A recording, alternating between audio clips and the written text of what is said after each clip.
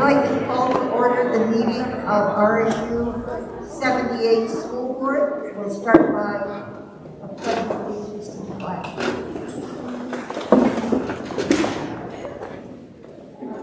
Allegiance to the flag of the United States of America and to the republic for which it stands, one nation, under God, indivisible, with liberty and justice for all.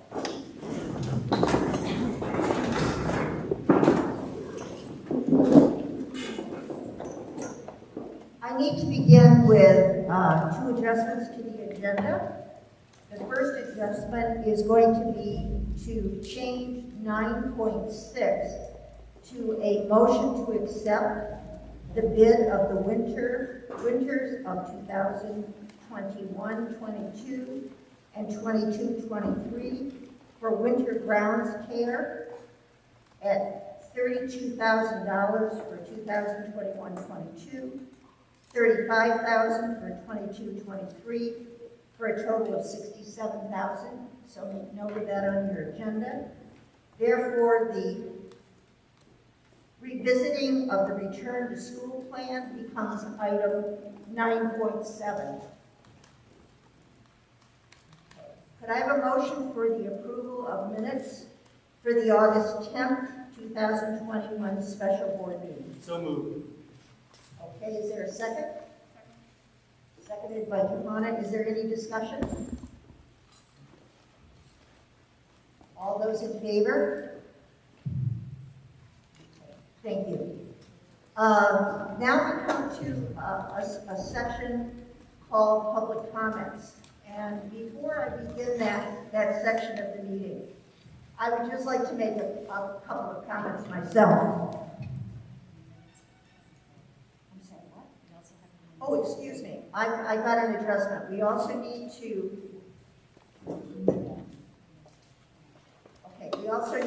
approve the minutes of the regular August 24th school board meeting, 2021. Can I have a motion for that? I make a motion we approve the special school board meeting minutes for August 24th. Okay, thank you, Chris. And a second? Okay, Karen seconds. Any discussion? All those in favor? Okay, thank you. I appreciate that. Before I open up to public comment, I would just like to make a couple of comments as chair of the board. This period of public comment is an opportunity for us as a board to listen to your ideas, your input, your concerns. We recognize that we're dealing with a very galvanizing issue in the district, and people have very strong attitudes and feelings about this. We want to provide an opportunity for all of you to be heard. This is not a question and answer period for the board, therefore the board will not be having a dialogue with you, but we're interested in the comments you have to share with us. And given the size of this audience, I would appreciate it if when you come to the mic, you would state your name, either town or plantation that you belong to, and I will provide you 5 minutes of airtime to express your opinion. If you want to come back a second time, that's up to you to do so if you don't feel that you had enough time to express what you wanted to say. But I ask that we all conduct ourselves in a respectful and civil manner, and that we listen to one another considerately. And with that, I'll invite whoever is interested in making a comment to step to the podium.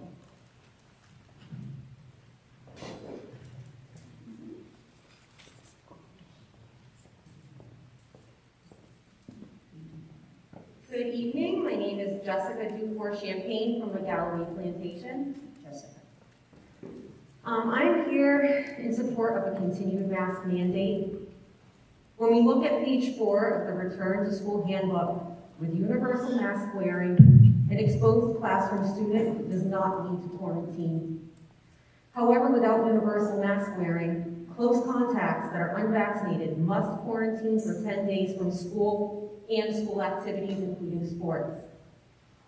If we want to keep as many students as possible in the school setting, in order to maintain their biopsychosocial needs and development, as well as lessen the incidence and burden of remote learning on teachers, staff, students, and families, universal mask mandates do exactly that.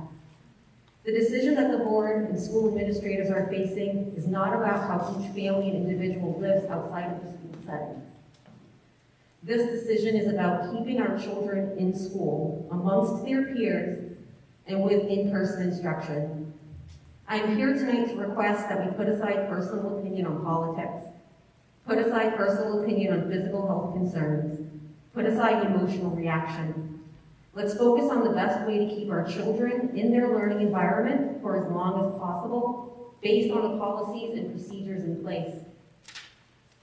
Our LRS lists core values and action in the student handbook, including, but not limited to, students and staff expected to demonstrate ethical and responsible behavior consistent with the school community's values. These values include supporting and contributing to safe, healthful habits for self and others, acting as a positive role model and doing the right thing even if it's not popular, taking a stand against unethical and unhealthy behaviors, seeking to understand and listen as well as follow through, and demonstrate stewardship of the school community and global environment.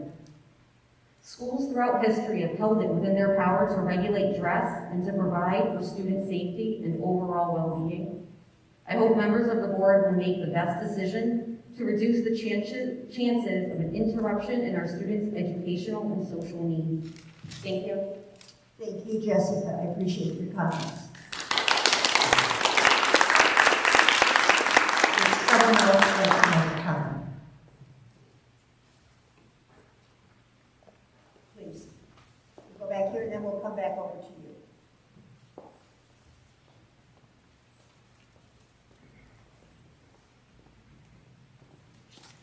Brian DeLidio, Dallas.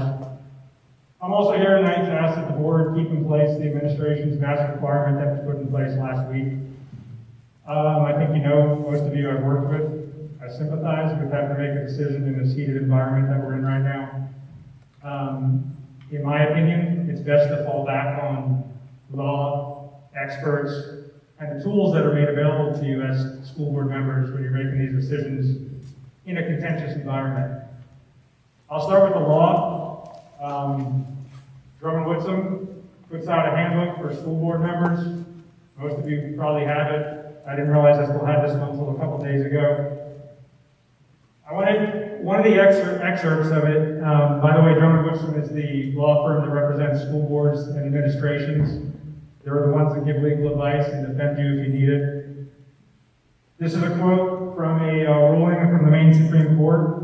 The school committee acts as a public board. It in no sense represents the town.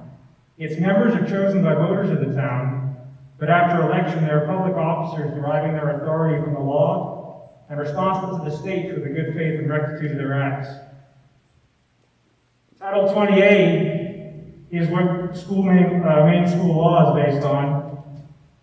In there, it says it's the intent of the legislature that every person within the age limitations prescribed by the state statute shall be provided an opportunity to receive the benefits of a free public education. I'll get back to that one in a minute. I'll move on from that to the experts. There's been a lot of talk of the CDC just making recommendations, and it somehow has turned into the CDC is recommending that you recommend masks. And that is not what the CDC is saying. The CDC is saying that they are recommending universal masking in schools for everyone, pre-K to 12, vaccinated or not. If you're actually following the CDC recommendations, universal masking in schools is what they're saying. The Maine School Management Association, these are the people that provide guidance to both school boards and administrations. Steve Bailey, who's the head of it, the executive director, who I worked with personally last year, is a good guy, his intentions are good, and he knows his stuff. Here's a statement that he put out on this masking thing. Title 28 of the Maine statutes provides responsibility and authority to school boards for the safety and education of students within their care. Students are the prime constituent of school boards. Decisions are made with the best interest of students in mind. As board members whose first responsibility is the safety of students, we need to listen to the recommendation of our health professionals, and that recommendation is to mask in schools. expert that we'll talk about is the Department of Education Commissioner. This is the state that the school board is responsible to. She says that she expects all schools to follow the U.S. CDC guidance that calls for universal masking in school buildings. There is a universal, absolute expectation that schools are implementing universal masking. Those are her words. On to the tools that are available to you as school board members. The Maine Department of Education reopening plan, as was alluded to earlier, says there's a few things you can do to keep people in school, students in school as much as possible this year. Pool testing is one of them. My understanding, though, is that it's a minority of students that are enrolled in that this year, so that can only go so far. The thing that you have in your control, and I'm not going to go into this more than Jessica already did, universal masking. If we want to keep students in their classrooms, in their seats as much as possible this year, and not have them fall to quarantine because they're a close contact of someone who tests positive, universal masking is a way to do that. The Department of Education is giving you the tool to keep kids in their class, in their seats, as much as possible this year, only if universal masking is in place. Otherwise, every time there's a close contact in that classroom, that everybody else has to quarantine for 10 days. We learned last year, and this was the battle line last year, was we need to keep kids in school as much as possible. I couldn't agree with that more. Education suffers if they're not in school as much as possible. Mental health suffers if they're not in school as much as possible. Their physical health also suffers. So if that's the goal, is to keep kids in school as much as it's humanly possible this year, the only answer to that is universal masking. That's going to minimize the amount of people that have to stay home for quarantine because they've been exposed to a positive case. I'm here as an advocate for your primary constituent. That's the students. I'd like you to please consider upholding the mask requirements that have been put in place by the administration, and to do so until the CDC changes their recommendation and is no longer recommending universal masking. Thanks for your time. Thank you, Brian, for your time. I believe there was someone over here toward the back of the room who had a comment. Yes, please.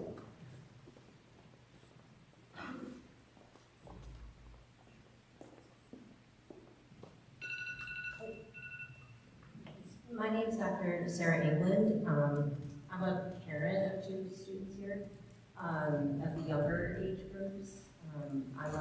I've been working in immunology for about 15 years, so I just have a question about the masks and the type of mask. I know I brought this up at the last meeting, but I just wanted to get a little bit of clarity on that. And I brought a visual aid just to kind of help folks out because I'm geeky like that. But this is what a surgical mask fiber looks like.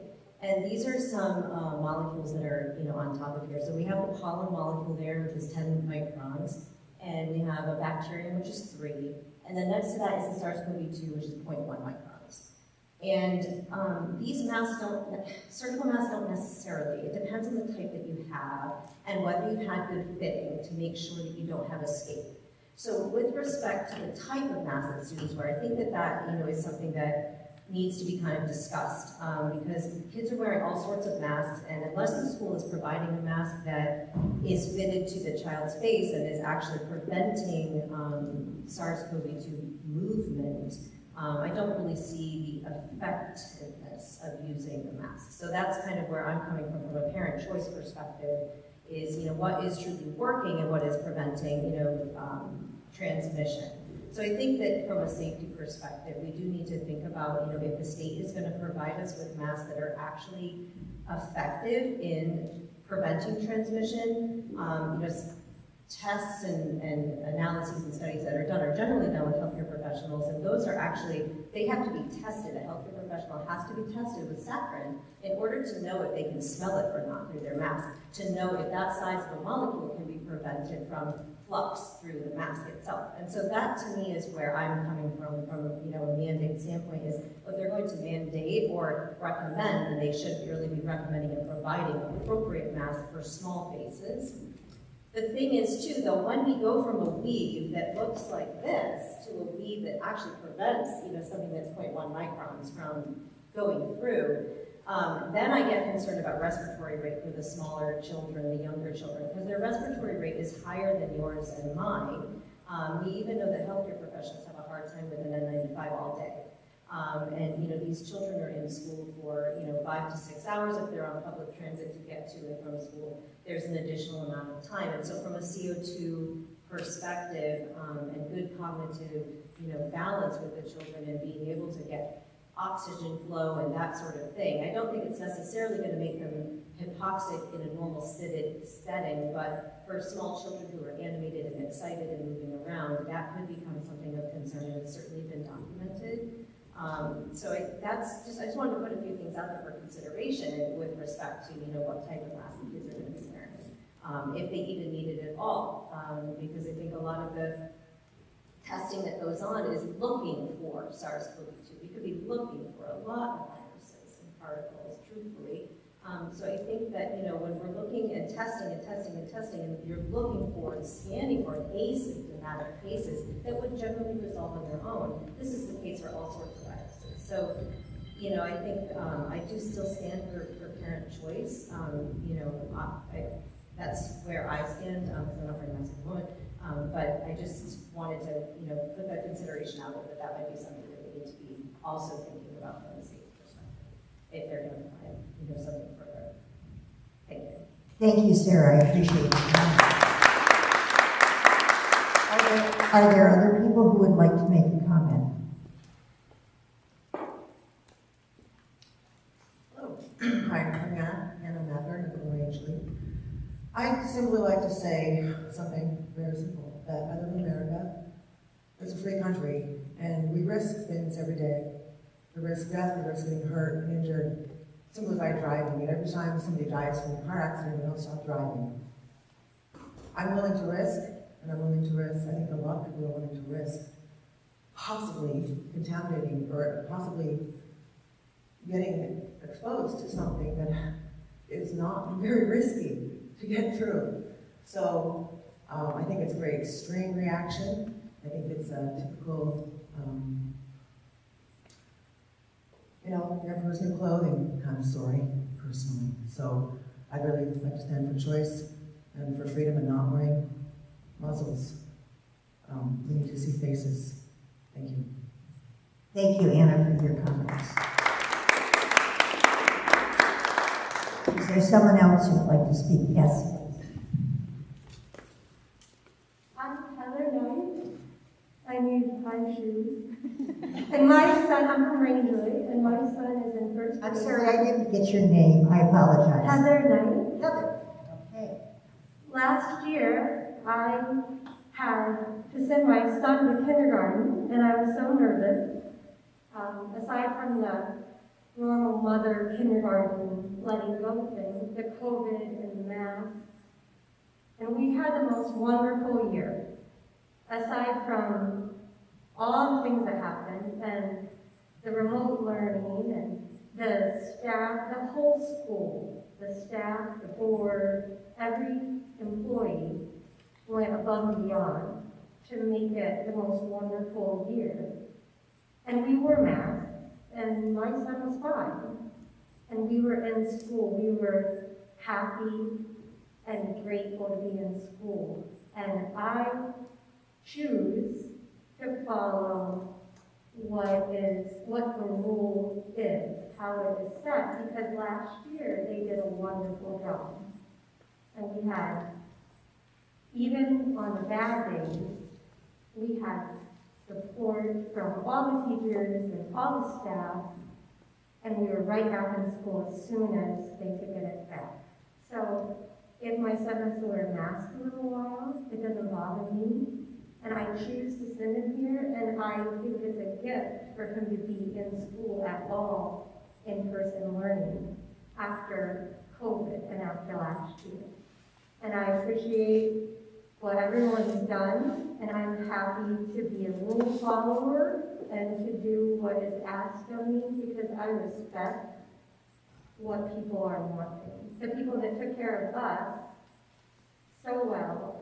My feelings on masks and COVID are almost irrelevant, because I just want to respect what is being asked of me to be polite and go with the flow so that we can be here. I appreciate your comment. Is there someone else who would like to speak? Yes, please. She was first. Her first and then you? Okay, thank you. Appreciate that.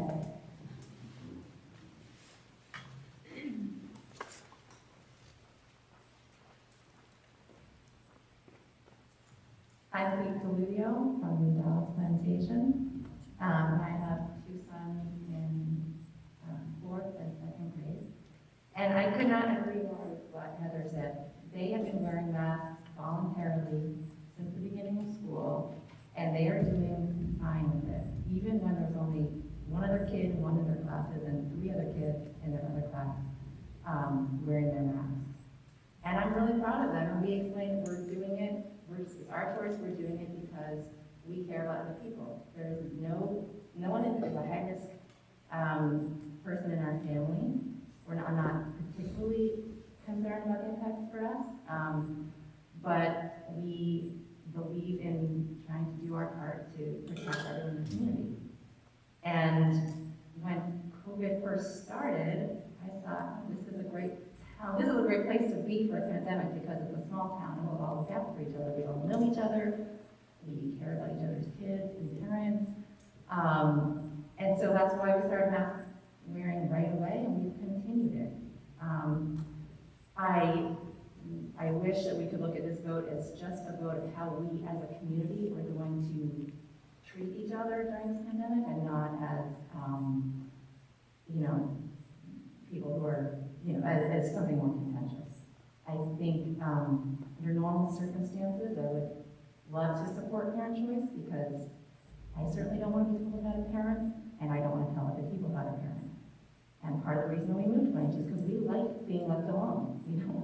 We live in a plantation. We like that no one tells us what color we have to paint our house, or like that. Like at home, we don't want to live in that type of community. We really respect that. But in this case, we feel it's different because we're all in it together. Even if we're vaccinated and wearing masks, if I see you guys are filling up and I get in a car accident, then that does affect me if there's no spot for me. Or if all the medical staff is overtired and they're making errors, that affects us. So I feel like we're not able to just protect our family. The longer this goes on, the more variants that pop up. The next one might be something that, targets one of my kids. Also the remote learning, which several main schools that were mask optional are now remote learning. And that certainly will affect our family. So I hope, and just to address again, I see it more as how we're going to be as a community, but we want to look at it legally. There are limits we put on ourselves all the time, voluntary and involuntary, just to get along. Like when you're in the food store, you don't cut in line, you all just go to the back of the line. Or on the way driving here, you have to respect that stop sign. This is not, our rights aren't violated by those things. This is just rules we make together to get along safely and peacefully. And I fully support parents' rights, but there's an analogy, I think it comes from the Supreme Court justice, that you have the right to swing your arms, but that right ends at someone else's face. And so I have the right not to put a mask on my kid, but to me that right ends when they are breathing a virus onto their teacher or a classmate. So I'm okay putting a mask on my kid, and I don't feel like my rights are being violated. So thank you. Okay. Thank you very much. I appreciate your comment. I believe there's a gentleman in the back that would like to speak. Yes, thank you.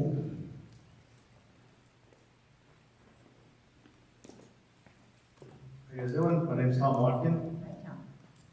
So I'm going to change it up for just a second. I wanted to send my son on the school bus, and basically I found out there was a new point when I had to start my car, drive to the end of the road, wait 10 minutes for the school bus to get there. And I just feel like it's a huge inconvenience, because if I need to use the bus, I really can't because I have to drive it anyways. And by the time the bus gets there, I could be at school already. So there's no point in offering the bus service if I can't use it. Especially, like, I went to a town meeting up in Dallas, Temptation, I think it was like 2 years ago, and I asked how much taxpayer money goes to a kid. It's like $20,000 per kid per year. And I feel like for that kind of money, obviously it's not directly out of my pocket, but for that kind of money, we should be able to send the school bus down Harold Ross Road about 300 yards or so. You know, it couldn't take that much more time. If you need to hire another school bus driver to keep the bus route a little shorter, that would be okay.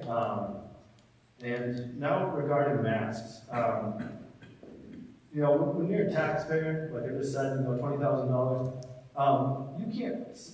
not everybody can afford to send their kid to a different school, or when you have full-time jobs, we don't have the option of keeping our kid home, you know, because like some people have said, we have the choice like to send our kid here. Well, some of us don't really have the choice. We have to send our kid here so we can continue to work, provide for our families.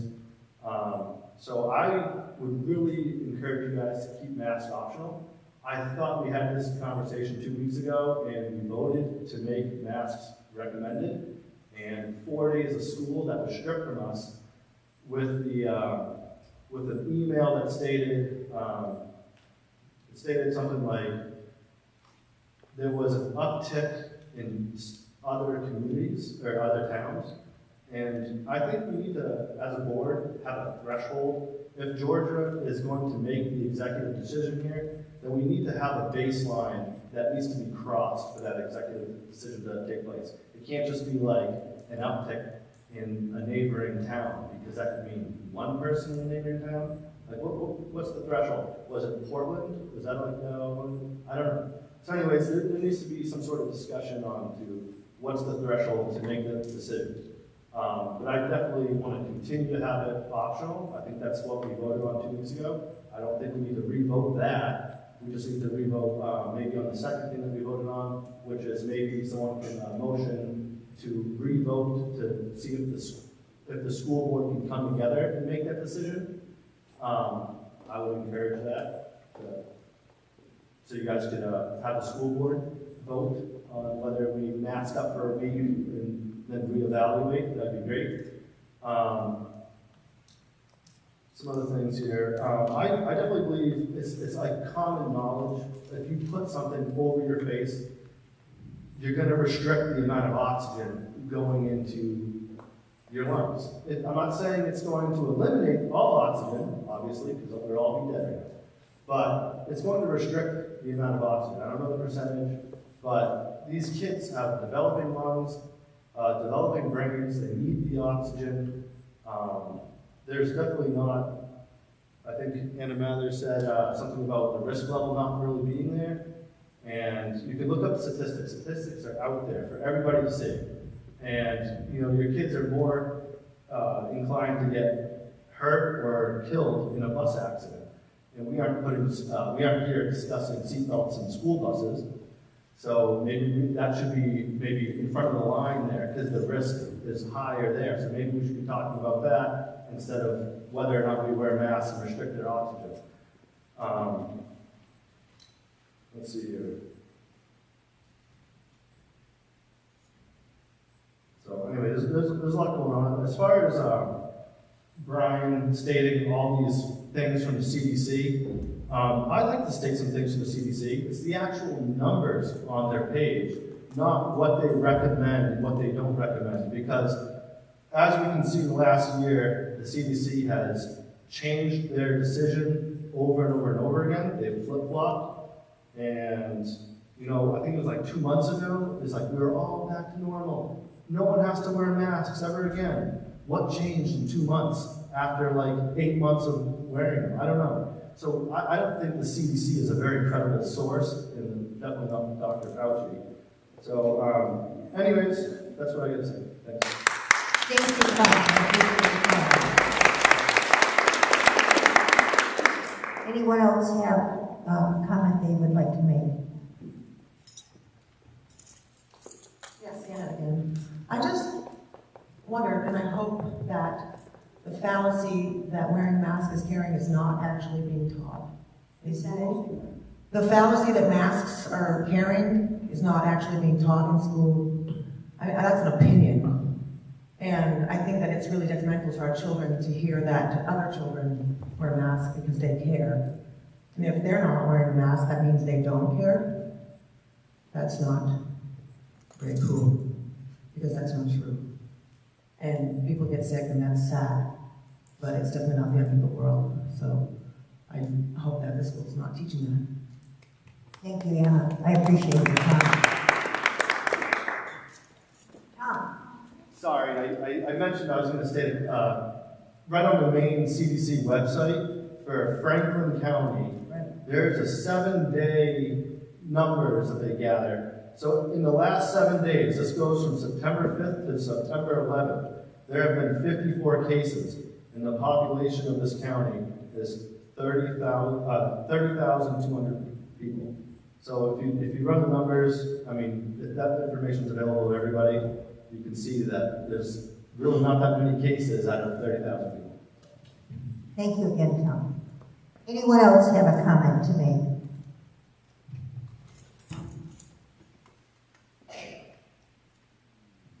No one else? Before I close the public comment period, I would just like to share that I have received. Oh, I'm sorry, I didn't see you. You're in. I apologize. Hi, I'm Melissa House. I'm from City Grove Plantation. My daughter, she's in 3rd grade. Bear with me, I am nervous. That's okay. I didn't catch your name, so. Crystal House from City Grove Plantation. Okay, so I feel we've lost a lot of compassion, understanding from others in society here. So many parents have experienced receiving a letter from their child's school asking parents to refrain from sending their kids with peanut butter and jelly sandwiches or peanut butter containing foods. The reason for these letters extends from a kid at the school having an allergy to peanuts. No further information is given regarding the subject of the kid's allergies mentioned. Does the child get digestive issues consuming nut products, itching, hives, anaphylactics? The information is confidential. We don't get that. So it's on a need-to-know basis to protect the child. Usually parents will comply. I comply. I don't pack my kids with peanut butter and jelly sandwiches. So I don't look at this as an infringement on my rights. I understand packing my kid with peanut butter and jelly sandwich can hurt another child. I don't pack it. So now where I'm going with this is I'm going to give an example that we went through as parents with my daughter. In November 2020, my 7-year-old normal kid, okay, she was normal. December 2020 came, and it changed very quickly, my daughter. She would cry daily, her throat hurt, she refused to attend school. We would call her doctor's office, they would send her to the clinic. She would have strep tests, COVID tests, we were told it was just a cold. We took her to doctor's offices, we told it was probably past reflux or a cold after additional strep tests and COVID tests. She refused to eat. We were at her wit's end. Our daughter needed help. Her father took her to the emergency room. He explained all of our ailments and everything we had done. The doctor decided to run tests. After an x-ray of her chest, we found a tumor. This is my 8-year-old daughter who goes to school here. When your daughter refuses to eat and a doctor says they need a bed, the doctors looked at it as benign, thank goodness, and she would need surgery to remove it. One thing that worried us was the wait times. When your daughter refuses to eat and a doctor states they need a bed and is unsure when it will become available because of COVID, it gets stressful. Thankfully, she was in surgery the following week. I'm going to fast forward, the tumor was benign.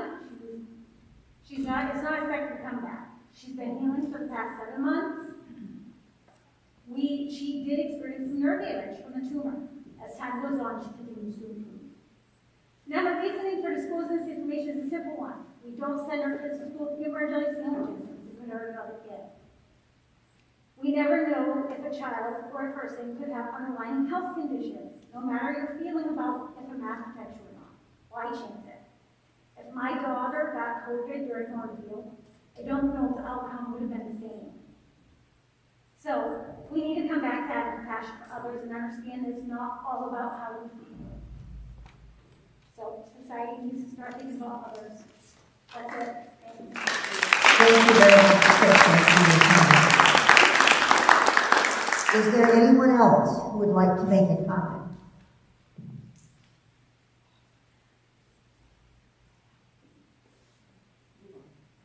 Okay. Before I close the public comment section of the agenda, I would just like to point out that I received 4 copies of a petition that was requesting that the school board, regardless of vaccination status, that we're requested to allow teachers and staff to make a choice. And on the first petition from Rangeley, there are a total of 54 signatures. On the second petition from Rangeley, there are 14 signatures. On the third petition from Rangeley, there are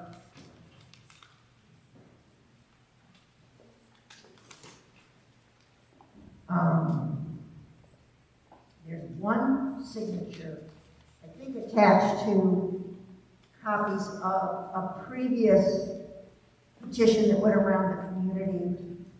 And then I have a 4th copy here that has a total of 1 signature from Sandy River and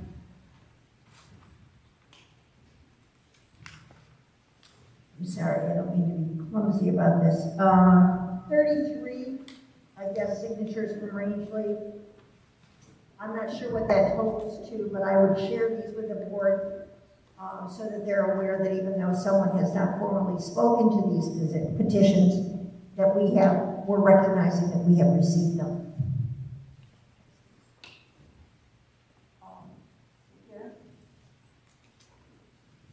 And this is the close then of the public comment section. I would just like to point out that we will be revisiting the return to school plan on item 9.67. And at that point, we will not be accepting any additional comment from the audience. Okay. We'll start with item number 6 on the agenda, which is comments from the chair, superintendent, principal, and at this point, we don't have a student representative. I'd like to just make 2 comments as we move forward. First, I'd like to say is that the board sponsored breakfast for staff in the building the day before school began. I think was a huge success. It was a nice opportunity to mingle with and meet new staff members who we hadn't had a chance to meet before. Teachers seemed and other staff seemed very appreciative of the goodies that we provided. And I think it gave us an opportunity as a board to let them know how much we appreciate how hard they work and how committed they are to students in the district. I was very pleased that some board members were able to attend, and I want to thank them personally. And as we go forward, I hope we continue this tradition. The other thing I'd like to mention, and you should have received an email from Steve Bailey about a week ago. Prior to our special board meeting on the 24th, we had a workshop with Maine School Management Association. We spent an hour with Steve talking about legal roles and responsibilities of being a member of a board, which I think was a very helpful review for most of us and a good introduction to new board members. And as a result of that, you should have received in your email, hopefully this looks familiar, a summary of our discussion, because the greater part of the meeting really focused on the board setting goals for this coming year and looking at ways in which we as a board can work collaboratively together as a team, but also to support the district in their goals moving forward. And we did a SWOT analysis, if you remember, where we looked at what we perceived to be the strengths, weaknesses, opportunities, and threats to the district. And then we identified 4 areas that we thought were potential for setting goals for the board. And having talked with Chris Farmer, who is the chair of the Finance Committee, he's more than happy to allow us prior to our next board meeting, which is on October the 12th, Georgia? October 12th, to spend the hour prior to that board meeting from 5 to 6 to go through a process where we actually turn those areas that we were interested in into specific goals we can establish for ourselves and then evaluate our progress toward in the spring. So would people be willing to come in on that next October board meeting at 5 instead of 6 to have that conversation? I'm seeing a lot of nodding. Can I see a show of hands? People willing? Terrific, unanimously. Okay, so if you didn't get this email from Steve, the SWOT analysis, and then identify goals and action steps, let me know and I'll make sure you get a copy of that. But I think everybody should have had that. I'm seeing some nodding, so I'll make sure you get a copy. Okay, that's all I have to comment on at this time, so I'll turn it over to Georgia.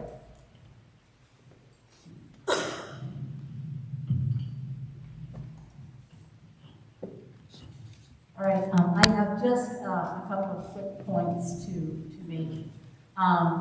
We are currently working on our ESSER 3 American Funds application. This application is going to bring $410,000 to our district. It is due on the 30th. We will be surveying kids, some of our students in grades 7 and 12, either this week or next week. We did send out a survey a little while back to parents and got a lot of feedback. And as I said at the last meeting, it was mostly around outdoor learning. And so, we are going to take all of those things into consideration when we complete this application. The other point I need to make is that we had hoped to start our food testing this Monday. That has been delayed due to a courier issue with having those tests picked up. So it will start next Monday, is that right, Monday? Okay. So if you have opted in for that, be ready to start next Monday. We'll be good to go. And that's all I got for now. Okay. At this point, do you have a mic? You have a mic. All right, so today was day 8 of school, so we're still pretty much just getting the ball rolling. But a couple of exciting things that 6 through 12 I want to talk about that I'm pretty happy with. So 6 through 8, the last period of the day, it's officially just been a study hall. We had some lab time before, but we're looking at the team is working with the student services to restructure that. And it is still going to be a study hall. We're going to offer labs during that time for math and ELA.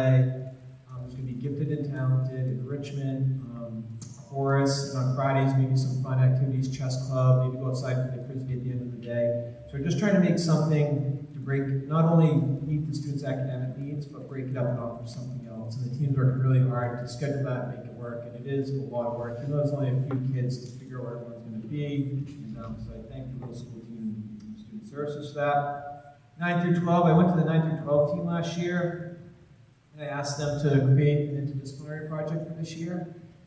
And we started slowly, like, what do you mean? How much work is this going to be? And we started the work, and it's been amazing. They really grabbed onto it. They called it the project. They're going to focus on food this year, how we get our food, what it takes to feed people.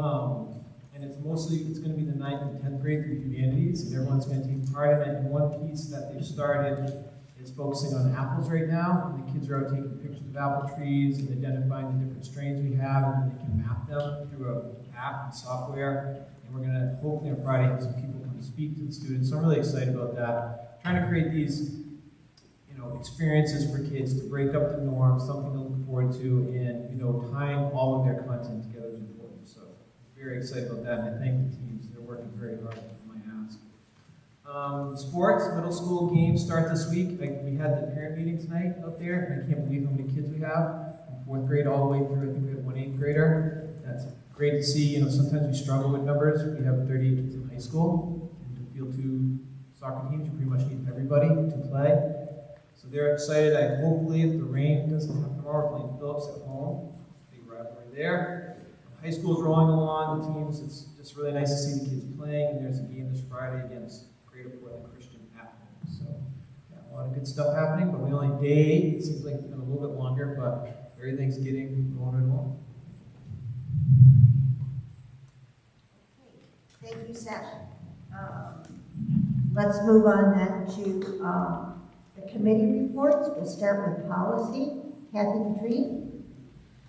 Do you want to would you like a mic? I don't think I need it. Okay. Everybody can hear me? I just want to say that we met on September 1st, and then finally finished the 2017 policy, so we're going to move on to 2018, keeping our policy manual up to date. And we do have some action items coming up later on today. And our next meeting is going to be October 6th. What time, Kathy, on October the 6th? Our next policy meeting. What time? I'm sorry, at 2:30. 2:30? 2:30, okay, Georgia? We had asked at maybe 3 o'clock because we're discussing it at 2:30. Okay. And here in the building? 3 o'clock here in the building, yes. And that also happens. Oh, well, congratulations, Kathy. Yeah, I'll tell you what, dear. I have to bring you a cupcake and flowers.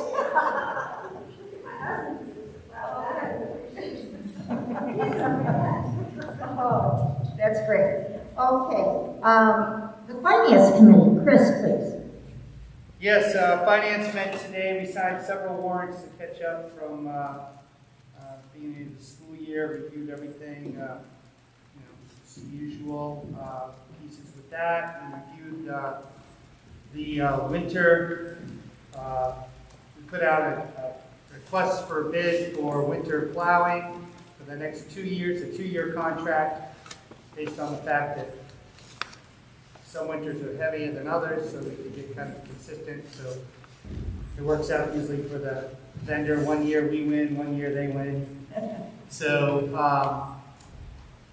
we were hoping for several bids. We got one, and that's what we'll be presenting tonight to go forward. And we did price out 2 options, which was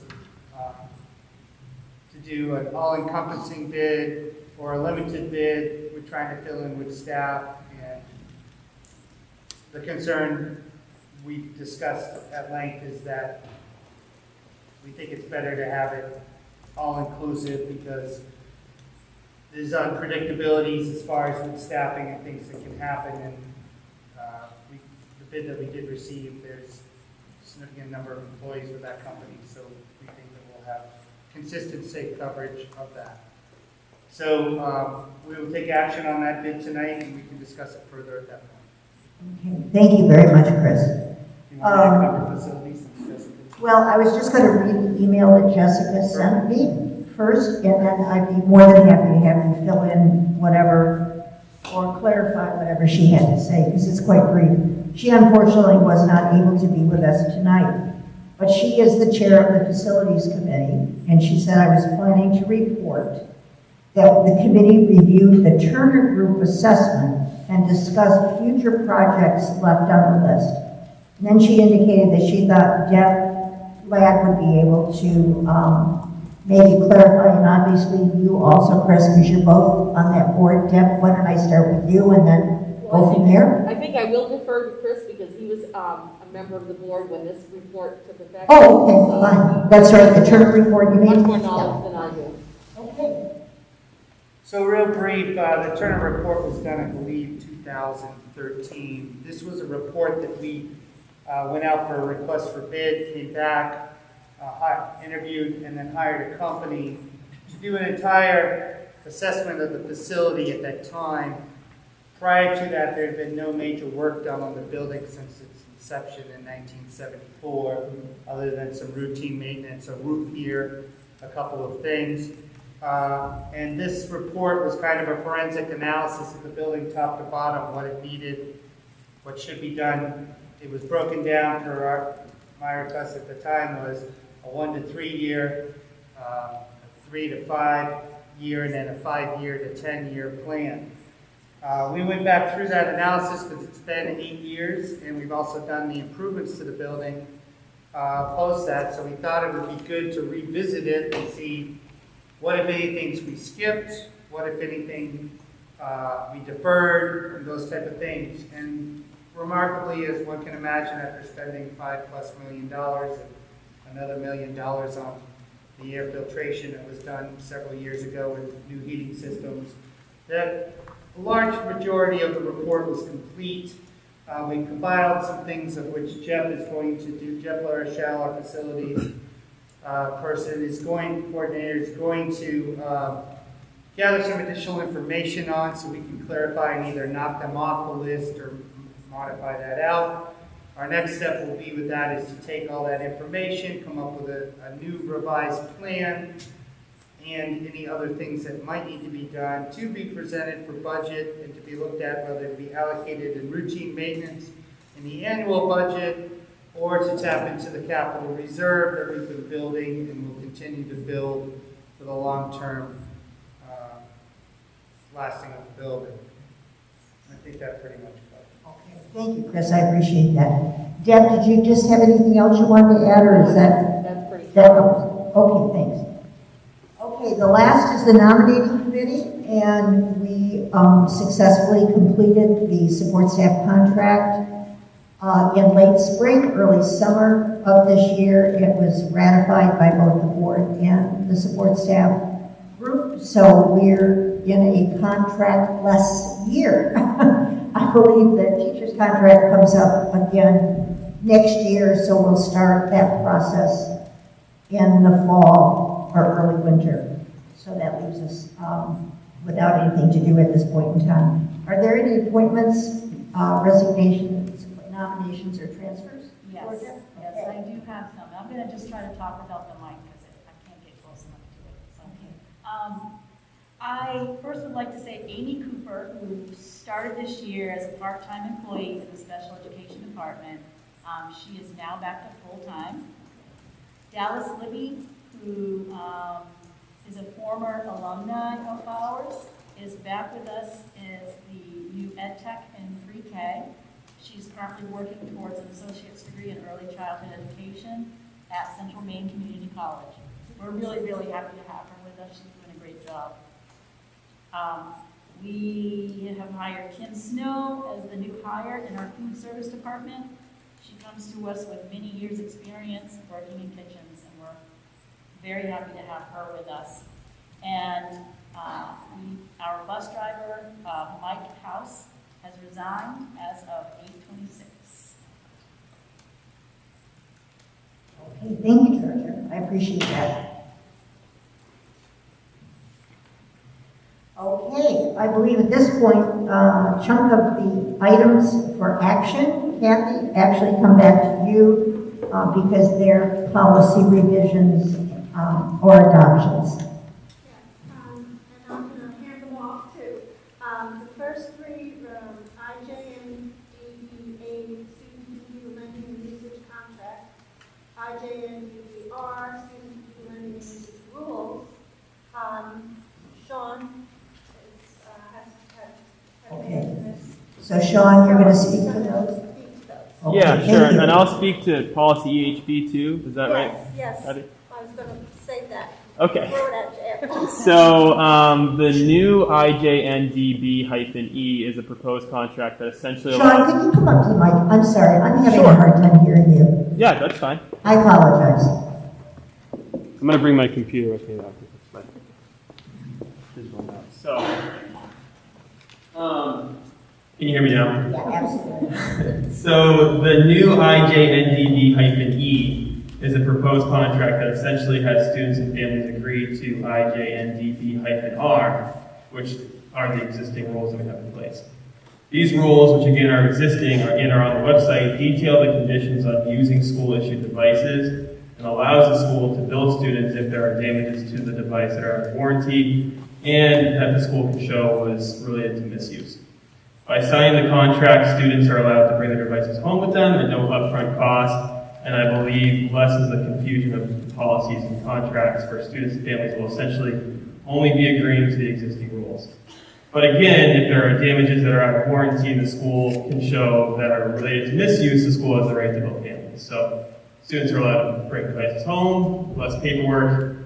We still have the right to have financial consequences for students who damage their devices potentially. Okay, and essentially, Sean, the change in this policy is that the board is recognizing that the computer is a learning tool just like a textbook. Correct. And therefore, we're not expecting families to pick up the costs of the insurance of those machines, but if there's obvious deliberate damage, that becomes a different story. Then we still are able to pursue that. And they sign an agreement agreeing to that. And the agreement goes, it was one of Chris's recommendations, it goes over each line item, so they initial each line item saying they've read it, and then sign off on it. Thank you so much. And so the part 2 of this is policy EHB, which is records management. And the changes to that policy are related to the language, and that the policy clarifies the types of storage that we use for record keeping. I believe when the policy was first made, cloud storage really wasn't something that we utilize, and we now do, so that language is now appropriate. And there also was a slight change in language of the personnel appointed to handling record keeping. Okay. Thank you very much. Kathy, how would you like to proceed? Would you like us to vote on each one of these individually? Well, I think 9.1 and 9.2 is identical. Okay, 9.1 and 9.2, you want to, so can I have a motion for, from the board for adoption of the revisions? So moved by Kathy, second? Okay, all those, any discussion? Yep, on the page 1 of 2, number 2 says I that I will be required. I believe it should say I understand that I will be required. I did catch that, and okay. Good catch, Joe. Yeah. Apparently it wasn't correct. Same on the IJNDBR, number 2 also needs understand. Same mistake on that one? Okay. As amended. As amended. So as amended by Deb. Any other questions or comments about those two policies? Okay, all those in favor of adopting? Okay, opposed? All right, great. How about then revision policy EHB, Kathy? We do that on its own, so I'm explain it. Okay, so you want to make a motion? Motion that we Okay. accepted as revised. Okay, thank you.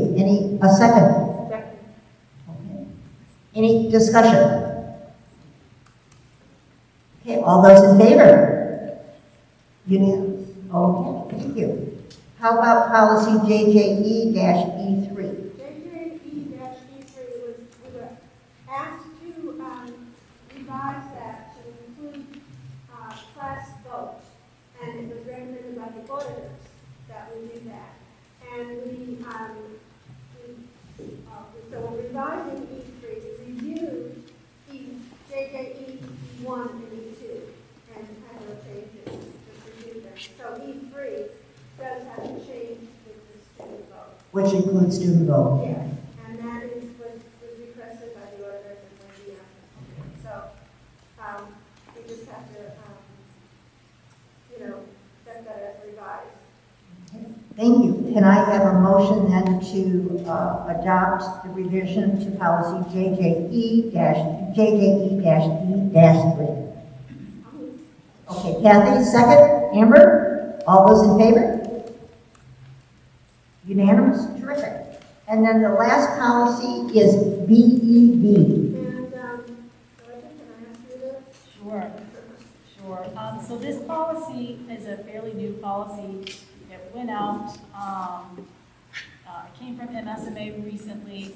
It's a policy that allows board members to participate remotely in limited circumstances. So I would encourage, if this is passed, I would encourage all board members to read through this carefully. Okay, can I have a motion and then we can have a discussion? So move, Kathy. Second? Deborah. Okay. So discussion.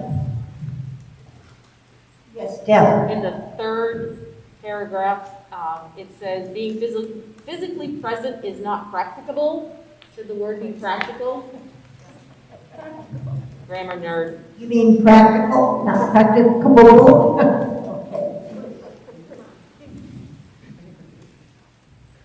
And this policy actually came up because of the fact that when boards began to go remote, there were no policies in place that allowed a board member who could not physically be in the meeting to have a valid legal vote on the board. And so many districts around the state were scrambling to consider this policy as a result of that. And this, I think, now covers our bases if we have members on the board that have to Zoom.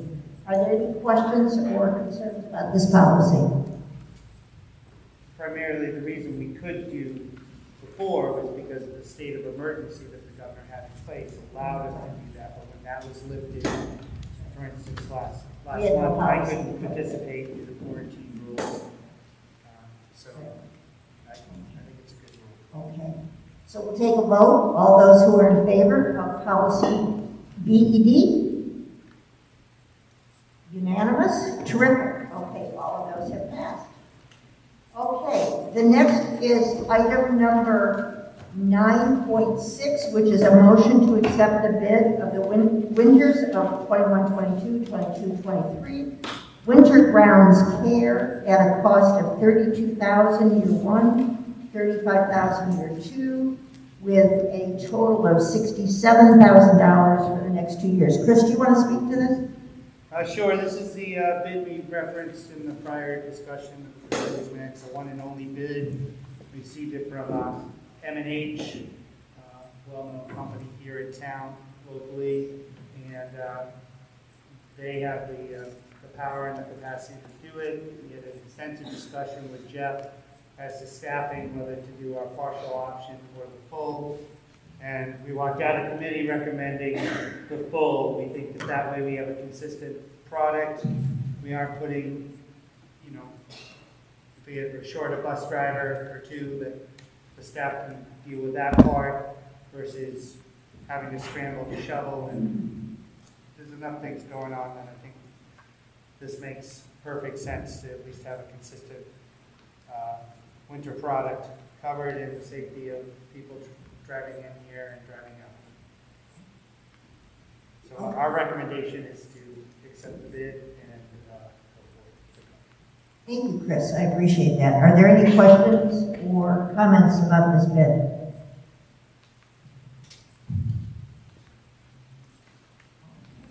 Well, there's a motion on the floor, so all those in favor of accepting M&H bid for the next 2 years, raise your hand. That's a unanimous vote. Okay, thank you very much. All right, 9.7, and that is a revisit of the return to school plan. And at the beginning of this, I'm going to turn the conversation over to Georgia, and then I would ask that each of us, I think this is because this is such an important decision, I really would ask that each of us have an opportunity to have to state a position or a comment if you feel comfortable doing so before we take our vote. So, Georgia?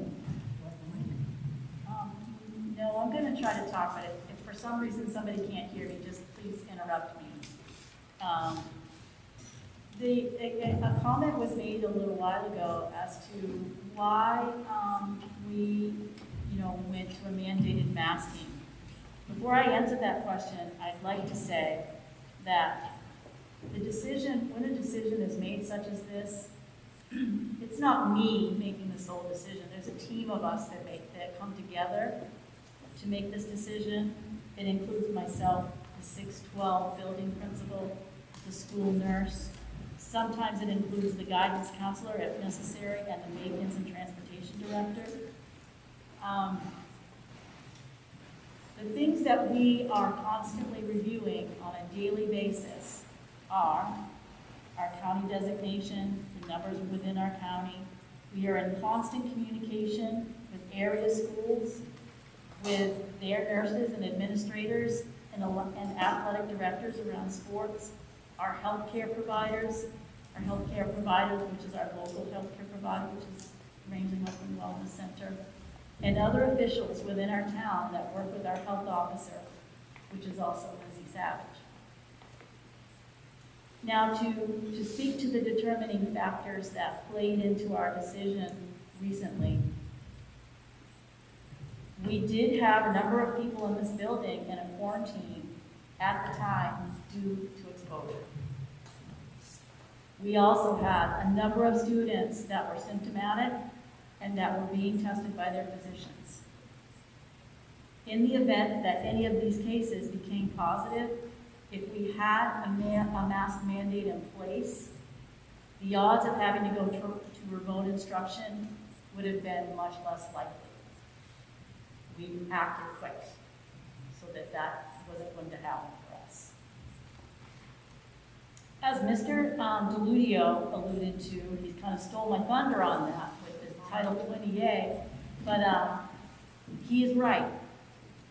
Steve Bailey did say, the students in this building are our prime constituents, and school board members have to take that very, very seriously. The safety and well-being of our students needs to be our first priority. We, as administrators, are also charged with that mission. Based on the information first presented to many of the schools, to have to go, based on the information that was presented to us, that many schools have had to go remote, and many schools have had extremely high numbers of students in quarantine. This was, something that we weren't anticipating, but we definitely have area schools around us that have 45 kids in quarantine, 60 kids in quarantine. We never anticipated that was going to be the level of quarantine that was going to take place. The disruption to a child's education because of this is concerning, to say the least. We are trying to avoid this at all costs. All we're really trying to do here is teach. We just want to educate our kids, and we're trying to do everything we can to make that happen. With that said, we have so much to celebrate right now. We are in the building 5 days a week. Students are able to move and interact in the classroom. They are eating in our cafeteria. They are playing sports. They are attending after-school activities and able to play outdoors without a mask. In so many ways, things seem more normal than not. If wearing a mask is going to help protect our kids so this can continue, why wouldn't we do it? With that said, the administrative team would like to put in place a mask requirement indoors for all staff and students, regardless of vaccination status. The only exceptions are while eating or drinking, when outdoors, and when adults are in their classroom or office by themselves. We will continue to monitor on an ongoing basis, and based on the recommendation of our school nurse and the fact that we do have a Farmington Fair coming soon and next week, we will review our plan on the 8th of October and again on the 20th of October. We feel we need to give it a couple weeks to play out before we review it. Moving forward, I hope we can put our political views aside and work together to create an educational community where our kids can grow and thrive. I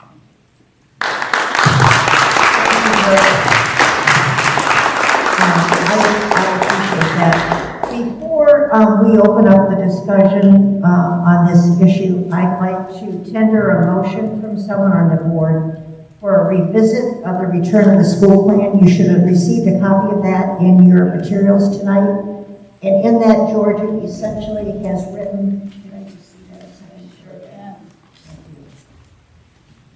She has revised the plan to say this plan is subject to change as conditions change. And then on page 1, under face coverings, in item A, she says, or it is written, not Georgia says, but it is written, masks will be required indoors for all staff and students regardless of vaccination status. The only exception includes the following: while eating or drinking, when outdoors, and when adults are in their own office or classroom space by themselves. So that's essentially the revision to the return to school plan. So is there one other addition? Yeah, there is. We also did add into our plan on page review.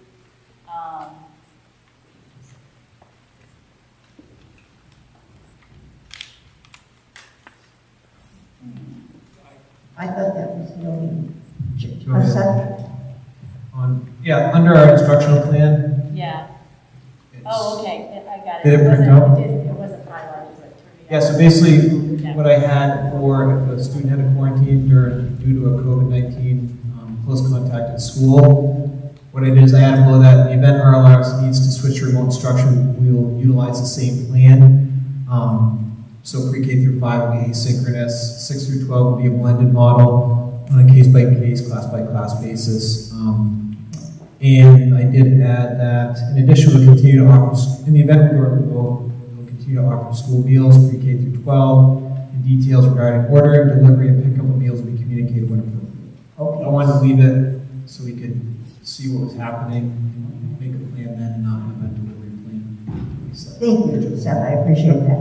So let me have a motion to accept this return to school plan revised, and then we can open up the this issue to discussion. Anybody want to make a motion? I will. Okay, Joe, do I have a second? Oh, thank you, Karen. Okay.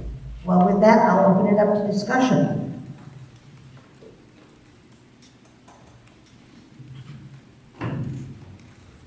Yes, Amber, do you want the mic?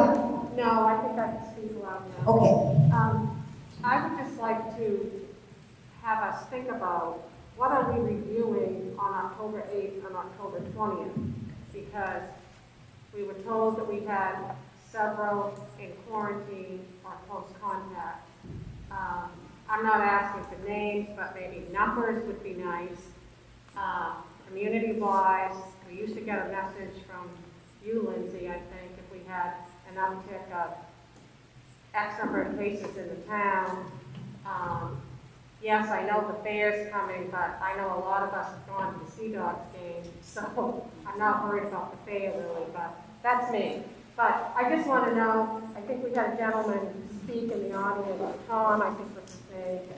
And I'm very glad that we went into the mode that we did with what you have told us.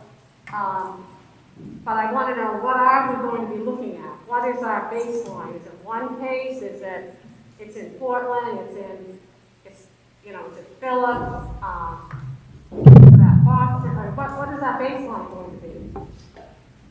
I mean, I believe the goal for us is to keep our kids in school. So whatever needs to happen to make that happen, that's what we're going to do. So if we I think some of the things that we look at, as I said, are, our area schools that we play sports with, are sending school for foster tech. We would also look at community spread. We would look at the number of kids quarantining. We would look at any kids, there's a number of variables that come into play. And basically what I'm saying when I'm saying that we're just reviewing the plan, we're just basically, I think what has been asked is that could you review where we're at and maybe report out at that point in time. So, we want to stay in communication with everyone. let everybody know what information we're getting. If we get any cases in the building, or, you know, we will be communicating that out, correct? We'll be transparent with that.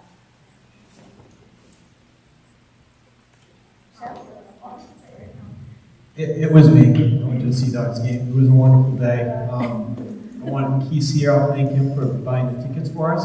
Before we attended, A lot of us have gone. Before we attended, we consulted the webpage and we wore masks in the concourse and all the areas they told us to wear masks. And when you could sit down, we took our masks off. But as far as, you know, we look at the numbers too, on a daily basis, you know, if we wait for a case in school or something, then we say, oh, okay, we have masks now, that doesn't really help us with the quarantine situation. And, you know, like, I'll be sitting at home and I'll get a message from the principal, Jackie, like, oh, we have 2 cases in the school, now we're remote, and they weren't masked. Or you hear about Dirigo, and they have 65 to 70 kids that had to be quarantined. In Mount Blue, you know, the day we made the decision to go, we had information that there was positive cases in RSU 9, and we had students in fosters.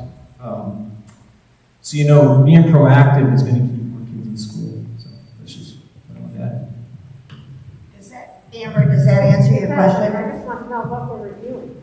Yeah, well, I think they're going to review whether or not, I think the review is really predicated on what are the conditions at that point in time. The decision was made last Friday based on, as George articulated, not only the number of people that were in quarantine, but we had students in the building who were symptomatic that we were waiting to get reports from the doctor from. The status in the county was red.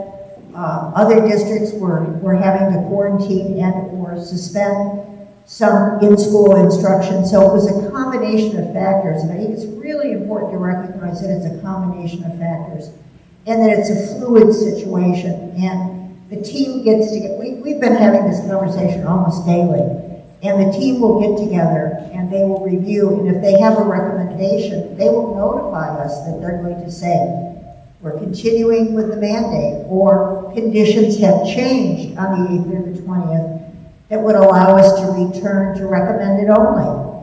But that will be based on, and I think, you know, at our last special meeting, it's really clearly important to remember that we gave Georgia the authority in our vote to make the decision with her team that mandating may be necessary, and that decision came to fruition last Friday. So are you comfortable with that? I am. Okay. Other questions or comments? Yes, go ahead, Lindsay. I just want to add that we are also now getting in the information that we can get from the health center every Friday as far as number of tests performed there, and positivity rate if they can give it to us, as they are our health advisor for the school. They have been for years, so we are in an agreement with them. So that is also something that we will be looking at each week with them. And again, I know Georgia had already mentioned this, but I talked to the Side 58 nurses as well as those from Stratton at least once a week right now. We have decided to all collaborate together as a team so that, you know, I'm not by myself because I think, you know, it's hard to make a decision when you are the one medical person in the building. And granted, you know, 200 kids, that's not a lot on a regular year. You know, it's always hard, but it's especially hard this year. And our kids are intertwined in these communities that surround us. And, you know, our middle school teams play sports with them. We have high school kids who date kids there. They go to games there. We have kids who, you know, have superintendent's groups that, I mean, they're there, they're everywhere. And so it's just kind of like, we have to collaborate with them. So, you know, they are working with me so that I am not doing this by myself, making these recommendations. And, you know, we're, again, talking to the athletic directors, all of that stuff. I mean, there's a lot of things that we are factoring in It's not one thing. And I think that's the best answer that we can give you. Kathy? I have very mixed feelings about this mask, but I understand that the important thing is to keep it school. And so I'll probably vote for that tonight. But I just did a lot of research, and there's a couple of things that I think that we all should be aware of. One is that unless a mask is an N95 or surgical mask, it is only 10 to 20% effective. How much, what percent? 10 to 20% effective against COVID-19 and its Delta variant. My source here is Dr. Martin Kogel, professor of infectious disease at Harvard, but I have read other people of consequence who agree with this.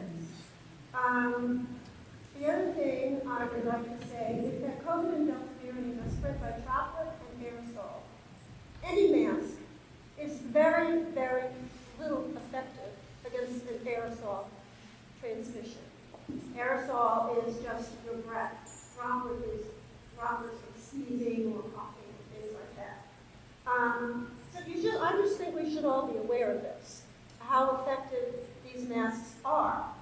And personally, I think every adult in the school should be vaccinated. I don't think I'm required, but I think you should recommend it. I really do. And that includes bus drivers and other people working in the school, as well as teachers and administration. And I think we should all understand that as a rule, children who contract virus have a much milder form than adults. And this includes the Delta variant. But just like any disease, including the common cold, a compromised child, a diabetic and asthmatic, could react more severely. And like I said, I would vote because I would think the most important thing is to have a school. But I just think we should all be aware of what we're talking about. Thank you, Kathy. And I actually, the thought crossed my mind when the individual, and I apologize, I don't remember her name, was talking about the variety of masks that we're all choosing to use and the diversity of their quality, that I wouldn't be averse to having N95 masks available, in the building for kids, with CARES. Especially if you have an At least have the best that can be available to provide for kids. Anyone else want to comment? I want to point out, there were a couple of articles today in the Portland Press Herald that I thought were interesting and very relative to this situation. There was an article that talked about the fact that, whether we like it or not, it is becoming an adolescent and child-based disease. They said of the 667 COVID cases that were reported today, as of Tuesday, 48, almost 50% of them were children under 20. Almost 50% were children under 20. And a year ago, the percentage of COVID cases for children under 20 was 1%. 1% versus 48. I thought that was important to consider. Another article talked about the outbreak in schools and said today, 14 districts have outbreaks in Maine, which means 3 or more cases in the building, and 11 schools are now in full or partial closure. And I think that's the very thing we want to avoid. And mandated masking, I think, goes a long way with pool testing to help us keep that possibility out of our doorstep. So that's just a comment I'd like to make. Anyone else want to comment? Chris? So I would say I've been on this board off and on for about 12 years. This is probably the most challenging, contentious discussions I've seen outside of our meetings, on the internet, all this. And so, as many of you know, even though I wasn't at the meeting on the 24th, I was supportive of choice, parents' choice on that. At that point, Farmington was yellow, there were low cases, Franklin County as a whole, was a yellow. There was low cases. Things were tracking along, similar to what we dealt with last fall. And for those of you who don't remember, I had to stop and think about it. Last year at this time, we were going 2 days in school, 3 days year-round. Everybody was masked, doing this whole thing. The 7-day average, all the stuff, if you go look at all the charts a year ago, is a fractional bump compared to where we are now. We're on another spike. Do I know if masks work or if they don't? Be honest, pardon my French, I really don't give a shit. But the simple fact is, we have a fiduciary duty as a school board to meet to our constituents that are there. Brian talked about it, Georgia talked about it. It's the law under 20A. And so, my thoughts are, we're stuck in a situation where the state and the DOE has said, if you're going to have kids in school and you want to keep them in school, you have to do the mask. Whether I think they work or not, it's the only way we're going to be able to keep the kids in school. Now, I think Dr. England brought a great point. I personally like to make a motion tonight that we authorize the money to be spent to go out and get the N95s, do the saccharin test. I did it up at Saddleback this winter on a ski patrol, and I couldn't pass it because of my beard. So I had to trim down. And the saccharin test, it's hard to do, and by the way, it tastes awful. You have to do it. So, but it's true that doesn't work. I wear an N95 when I fly. This weekend, I'm flying myself out to Chicago with my son. We're going to a concert with my daughter. We're going to, be frank, we're going to Dead & Company. You have to have a vaccine card or a negative test. You've got to wear a mask in until you're seated or where you are around. You've got to do all of these things. When I come back, I have to follow the protocol of my employer. I'll have to go through the testing. I'll have to do all that part. Is it a huge pain in the ass? Absolutely. But I have immune-suppressed fellow employees and co-workers that I work with. So do I put on the mask when I go to work? I do. Do I hate it? Absolutely. I'm a severe asthmatic. It's not the easiest thing for me to breathe through. For those of you who also know, too, I'm this first-year kind of beekeeper, so I've been studying bees in the hive. And to me, not everything works. You know, a beehive is very interesting because everybody works as a collective group and tries to make things work. Is it perfect for every bee? You know, if you're the bee on the outside that has to fight off the yellow jacket trying to break in, you've got kind of a shitty job. But as a collective whole, the goal is to protect the hive and protect the eggs, the brood that's growing, and to protect the honey and the resources so the hive can survive through the winter. Is it a perfect system? No. Are there sacrifices that get made? Absolutely. And I appreciate the whole argument about the rights, but to me, I go back and I look at the First Amendment. You've got a right to say everything you want, but you also can't walk into a full movie theater and yell fire. That's against the law.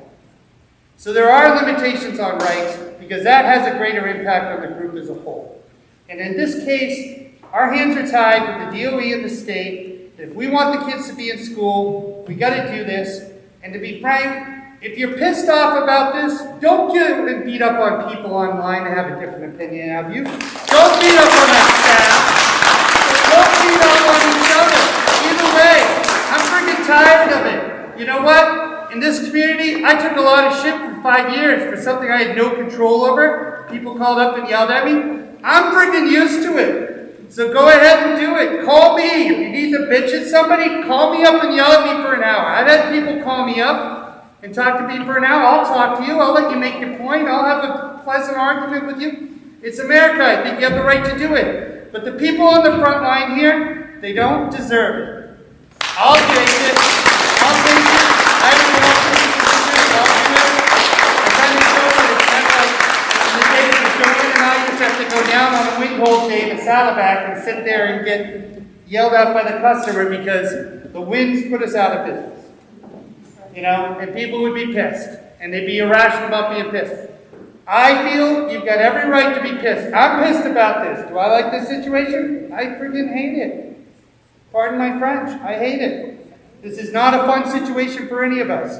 But the only way that we're going to keep this school open, because I don't know about you, but I have more parents complain to me about having to try to work with their kids at home. It's a tough job. Let these people do their job. Let them focus on this. If you're pissed about, if you got questions about the health, ask Lindsay. If you got questions and you're pissed off about what's happened at the school, call me. I don't care. Let these people do their job and educate our kids. That's the most important thing that we need to do right now.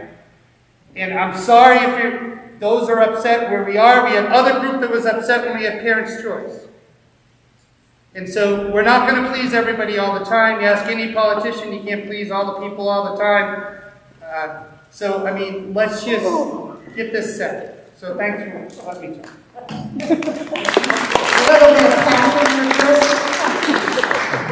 Okay, are there any other comments by members of the board? So I'm going to move the motion then, and that motion is to accept the revisions to the return to school plan. All those in favor? With a review on We'll bring that up next. With the review coming back on October the 8th and the 20th. Okay. So there are, hold your hands up again. Did you get that? Okay, we're all set. Does it pass? Yes, it passes. Okay. And does anyone want to make a motion about making available higher quality masks? I make a motion to be authorized to spend the money to do the N95 and offer testing if we need it done, if we need additional staff. Lindsay, you want to say something? I have a comment because you can make that motion. I think you. I'm not sure that is actually something that we can do for the kids. Maybe the staff, because last that I knew that N95s to come in and have them fitted is really just for medical personnel. So I ordered more face masks from the state, but I am not sure that I have the KN95s and none of the kids will wear them. But the actual N90, I have plenty of them. But the actual N95s, I do not think we will be able to get a supply for them because. So can we table this then until Lindsay, until you I have an would, opportunity to find out whether or not you can at least purchase the highest quality masks that are available for us to provide? Point of order, I was just asking for authorization of funds to spend it, that those are logistics that can be worked out. Okay.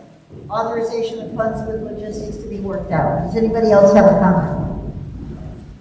All those in favor of that motion, raise your hand. That passes. All right, given that, I believe that is the end of our agenda. So can I have a motion to adjourn? So moved. Chris, a second? Karen, okay, all those in favor? See you on October the 12th. Remember, I'll send a memo out, but it's going to be 5 o'clock.